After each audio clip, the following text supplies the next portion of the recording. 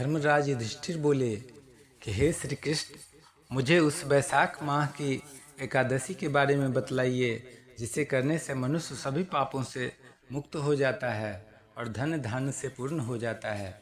श्री कृष्ण कहने लगे कि हे धर्मराज, मैं आपसे एक कथा कहता हूँ जिसे महर्षि वशिष्ठ ने श्री राम जी से कही थी। एक समय भगवान राम बोले कि हे गुरुदेव, कोई ऐसा व्रत बताइए जिसे करने से समस्त पाप और दुख का नाश हो जाए। मैंने अपनी पत्नी के वियोग में बहुत दुख भोगे हैं। महर्षि वशिष्ठ बोले कि हे राम, आप बहुत सुंदर प्रश्न किए हैं। आपकी बुद्धि अत्यंत शुद्ध और पवित्र है। यद्यपि आपका नाम लेने से ही मनुष्य सभी पापों से मुक्त हो जाता है और वैशाख मास की कथा जो है वह मोहिनी एकादशी है। इसका व्रत करने से मनुष्य सभी पापों तथा दुखों से छूटकर मोह जाल से मुक्त हो जाता है। मैं इसकी कथा कहता हूँ, आप ध्यानपूर्वक सुने। सरस्वती नदी के तट पर भद्रावती नाम की एक नगरी में द्युतिमान नामक चंद्रवंशी राजा राज करते थे। वे धन धान से संपूर्ण और धार्मिक प्रवृत्ति के राजा थे। वहीं पे एक वैश्य भी रहते थे। वे अत्यंत धार्मिक और श्री हरि विष्णु भक्त थे। उन्होंने नगर में अनेक भोजनालय, प्यासे के लिए प्याऊ, कुएं, सरोवर और धर्मशाला आदि का निर्माण करवाए थे। सड़कों पर फल फूल के पेड़ लगाए हुए थे, छायादार वृक्ष लगाए हुए थे, जिससे कि सभी प्रकार के पुण्य उनको मिल रहे थे। उनके 5 पुत्र थे, सुमना, सद्बुद्धि, मेधावी, सुकृति और धृष्ट बुद्धि। तो 4 पुत्र तो बहुत धार्मिक प्रवृत्ति के थे, लेकिन उसमें से एक 5वां पुत्र जो था, धृष्ट बुद्धि, महापापी था।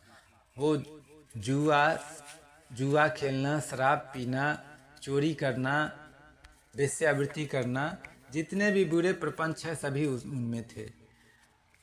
और इन्हीं कारणों से त्रस्त होकर उनके पिता ने उनको घर से निकाल दिया।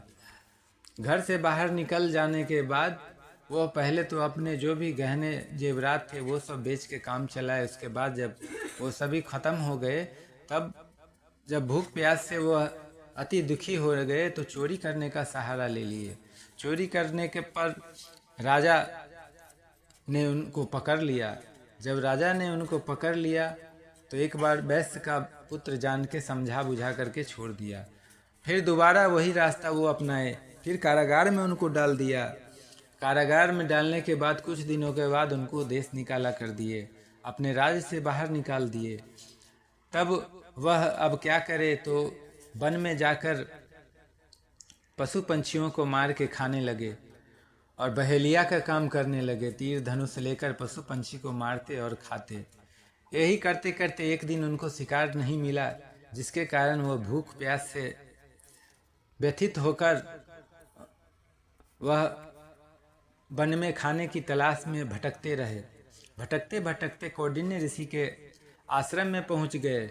उस समय वैशाख मास था और ऋषि गंगा स्नान कर रहे थे। उनके भीगे वस्त्रों के छींटे उस पर पड़ने से कुछ सद्बुद्धि प्राप्त हुई। वह कौंडिन्य मुनि से हाथ जोड़कर कहने लगा कि हे मुने, मैंने जीवन में बहुत सारे पाप किए हैं। मैंने लोगों को सताया है। मुझसे कोई भी ऐसा पाप नहीं जिसे मैं वंचित हूँ। आप मुझ दीन पर दया करके ऐसी कोई उपाय बताइए जिससे मैं पापों से मुक्त हो सकूं। फिर ऋषि कहते हैं, तुम बहुत अच्छी बात कही है।